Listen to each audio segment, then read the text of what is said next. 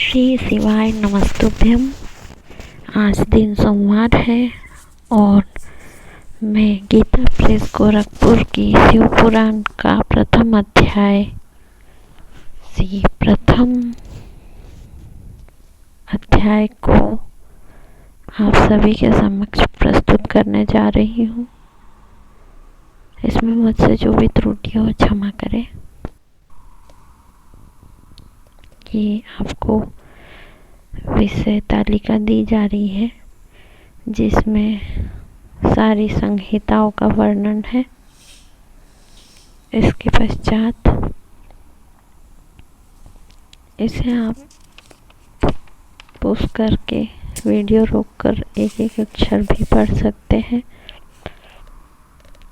मैंने विषय तालिका को थोड़े विस्तार से न बताकर यहाँ सिर्फ उस पे वीडियो फेरा है जिससे आप रोक कर एक एक संहिता के बारे में विवरण रूप से देख सकते हैं। श्री शिवाय नमस्तुभ्यम। श्री शिवाय नमस्तुभ्यम। श्री शिवाय नमस्तुभ्यम। श्री शिवाय नमस्तुभ्यम। श्री शिवाय नमस्तुभ्यम। श्री शिवाय नमस्तुभ्यम। श्री शिवाय नमस्तुभ्यम। श्री शिवाय नमस्तुभ्यम। चलिए अब हम अपनी पहली विश्वेश्वर संहिता का प्रथम अध्याय प्रारंभ करते हैं। ये देखिए, श्री शिव महापुराण महात्म्य प्रथमो अध्याय।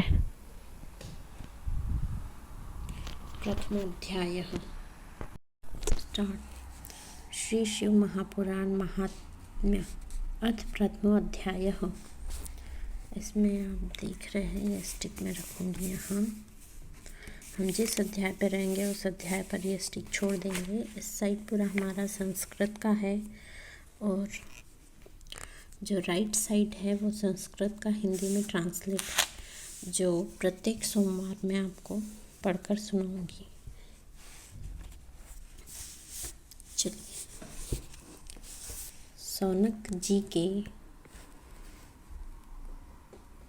साधन विषयक प्रश्न करने पर सूत जी का उन्हें शिव महापुराण जी की महिमा सुनाना। श्री सौनक जी बोले, हे महाज्ञानी सूत जी, महत्वपूर्ण सिद्धांतों के ज्ञाता हे प्रभु, मुझसे गुणों की कथाओं के सारतत्व का विशेष रूप से वर्णन कीजिए। सदाचार, भगवत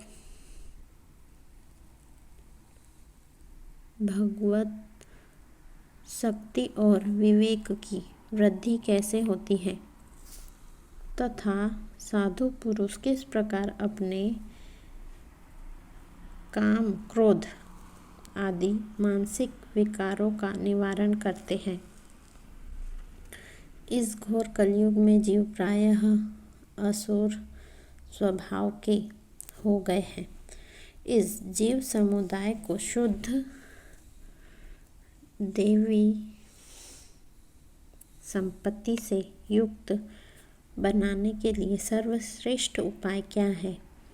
आप इस समय मुझे ऐसा कोई शाश्वत साधन बताइए जो कल्याणकारी वस्तुओं में भी सबको उत्कृष्ट एवं परम मंगलकारी हो तथा पवित्र करने वाले उपायों में भी सर्वोत्तम पवित्र कारक उपाय हो।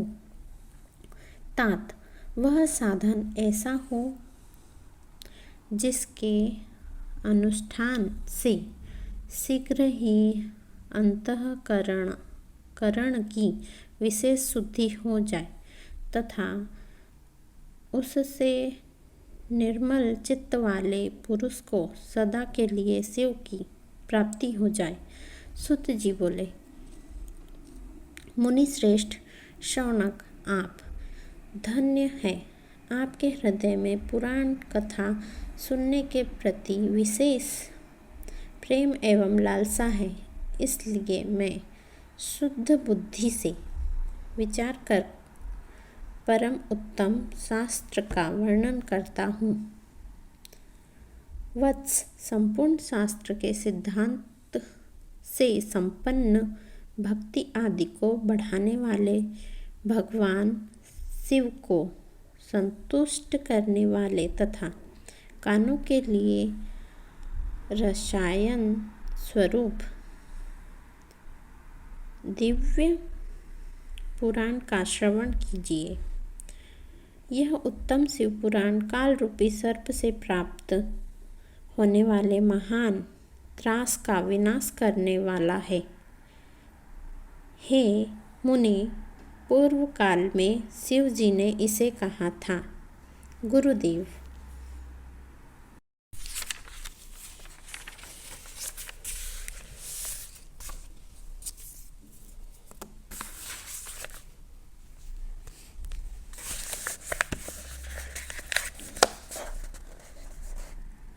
गुरुदेव व्यास जी ने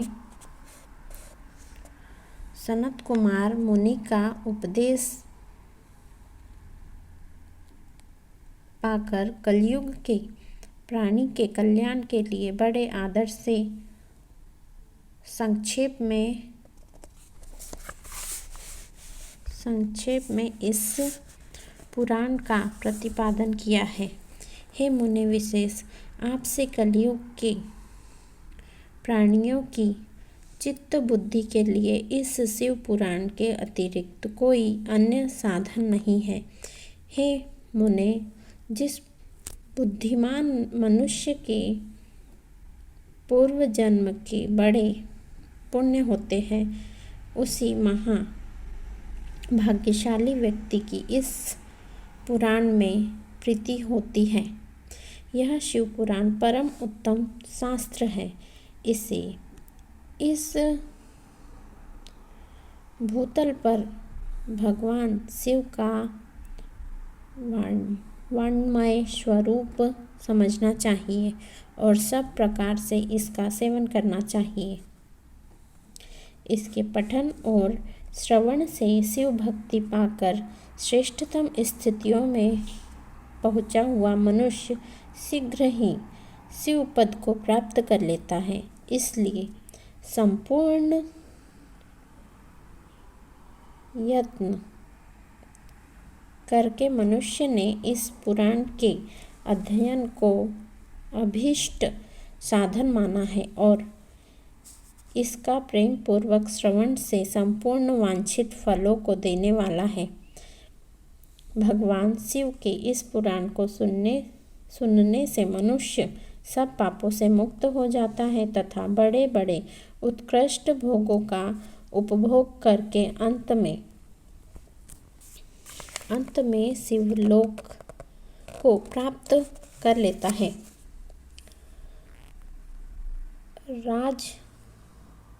राजसूय और सैकड़ों अग्निष्टोम यज्ञों से जो पुण्य प्राप्त होता है वह भगवान शिव की कथा की सुनने मात्र से प्राप्त हो जाता है। हे मुने, जो लोग इस श्रेष्ठ शास्त्र शिव पुराण का श्रवण करते हैं उन्हें मनुष्य नहीं समझना चाहिए, वे रुद्र स्वरूप ही हैं। इसमें संदेह नहीं है। इस पुराण का श्रवण और कीर्तन करने वाले के चरण कमल की धूलि को मुनिगण तीर्थ ही समझते हैं। जो प्राण पर परम पद को प्राप्त करना चाहते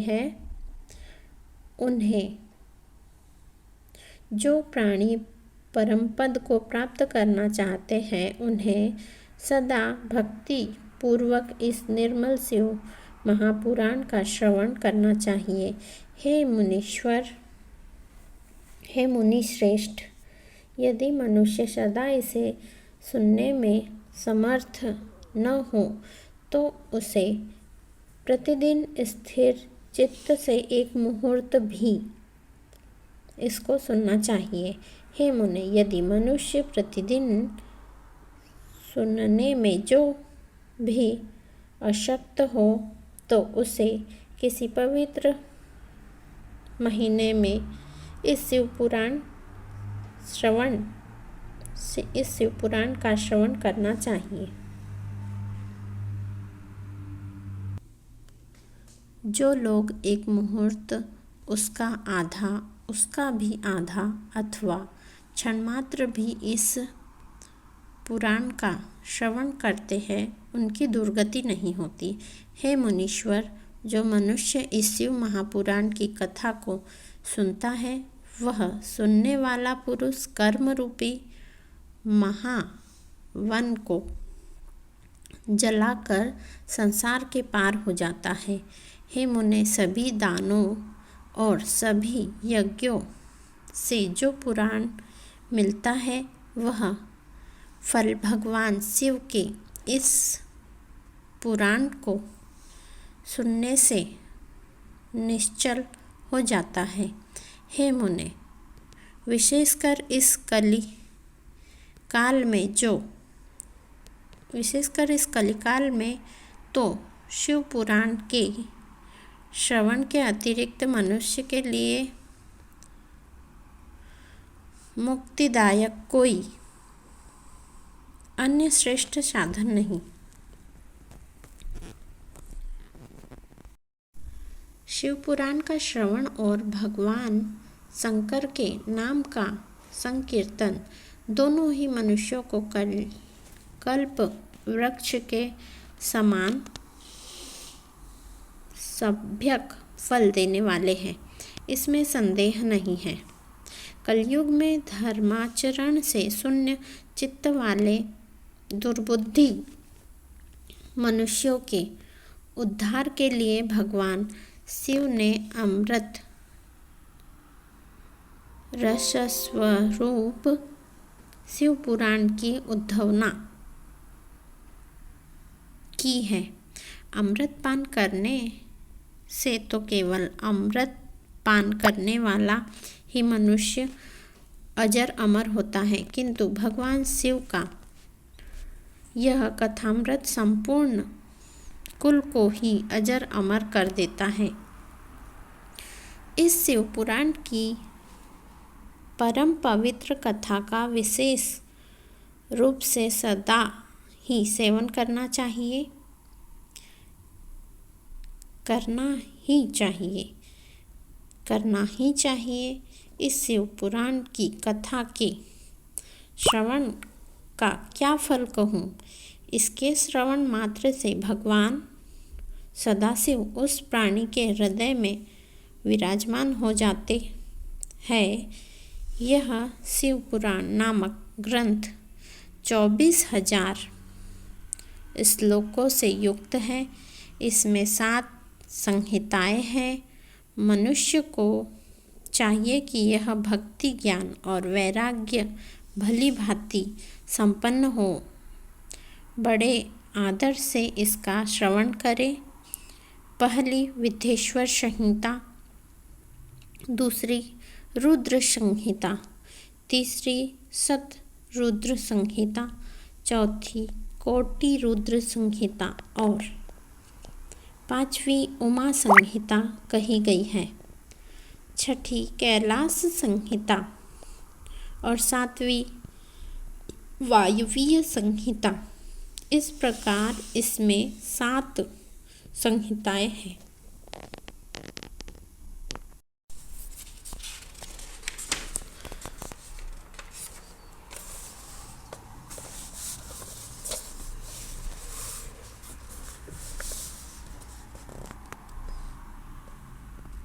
सात संहिताओं से युक्त यह दिव्य शिव पुराण पर ब्रह्मा परमात्मा के समान मान है और सबसे उत्कृष्ट गति प्रदान करने वाला है।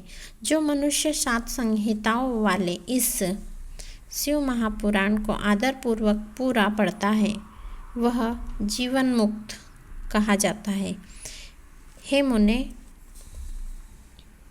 जब तक इस उत्तम शिव पुराण को सुनने का सुअवसर नहीं प्राप्त होता तब तक अज्ञानवश प्राणी इस संसार चक्र में भटकता रहता है। भ्रमित कर देने वाले अनेक शास्त्रों और पुराणों के श्रवण से क्या लाभ है, जबकि एक शिव पुराण ही मुक्ति प्रदान करने के लिए गर्जन कर रहा है। जिस घर में इस शिव पुराण की कथा होती है वह घर तीर्थ स्वरूप ही है और उसमें निवास करने वाले के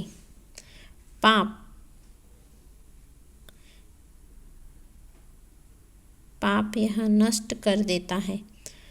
हजारों अश्वमेध यज्ञ और सैकड़ों वाजपेय यज्ञ शिव पुराण की 16वीं कला की भी बराबरी नहीं कर सकते। हे मुनीश्वर, कोई अधम प्राणी जब तक भक्तिपूर्वक शिव पुराण का श्रवण नहीं करता तभी तक उसे पापी कहा जा सकता है। गंगा आदि पवित्र नदियाँ, मुक्तिदायिनी सप्त पुरिया तथा गयादि तीर्थ इस शिव पुराण की समता कभी नहीं। जिसे परम गति की कामना हो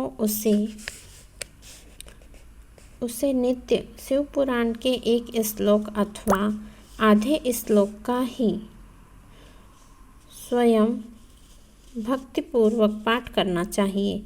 जो निरंतर अर्धानुसंधान पूर्वक इस शिव पुराण को वाचता है अथवा नित्य प्रेम पूर्वक इसका पाठ मात्र करता है वह पुण्यात्मा है, इसमें संशय नहीं है।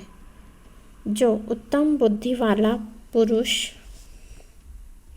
अंतकाल में भक्तिपूर्वक इस पुराण को सुनता है उस पर अत्यंत प्रसन्न हुए भगवान महेश्वर उसे अपना पद धाम प्रदान करते हैं।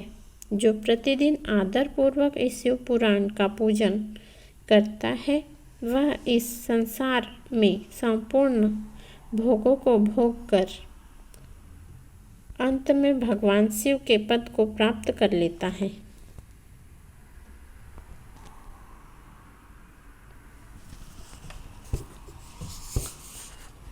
जो प्रतिदिन आलस्य रहित हो रेशमी वस्त्र जो प्रतिदिन आलस्य रहित हो रेशमी वस्त्र जो प्रतिदिन आलस्य रहित हो रेशमी वस्त्र जो प्रतिदिन आलस्य रहित हो रेशमी वस्त्र आदि के वेष्टन से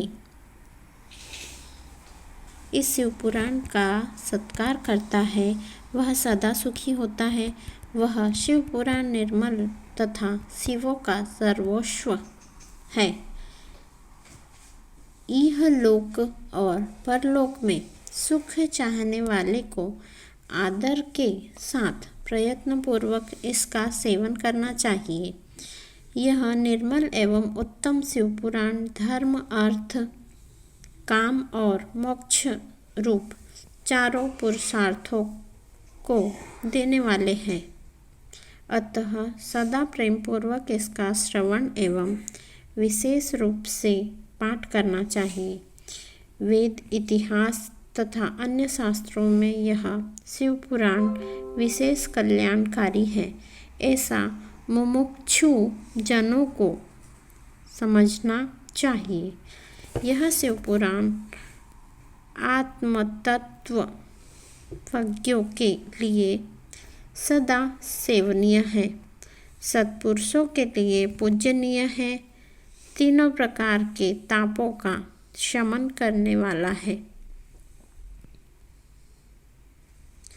सुख प्रदान करने वाला तथा ब्रह्मा विष्णु महेश आदि देवों को प्राणों के समान प्रिय है। ऐसे शिव पुराण को मैं प्रसन्न चित्त से सदा वंदन करता हूँ। भगवान शंकर मुझ पर प्रसन्न हो और अपने चरण कमलों की भक्ति मुझे प्रदान करे। इति श्री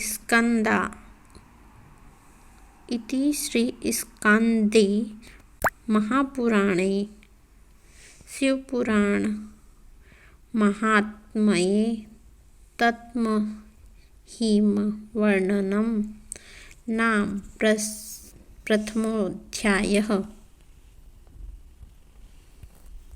इस प्रकार श्री स्कंद महापुराण के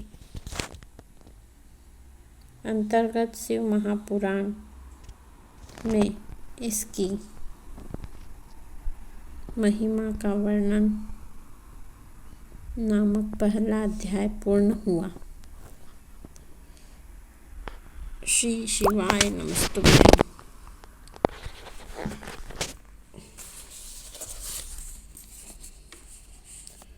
श्री शिवाय नमस्तुभ्यं।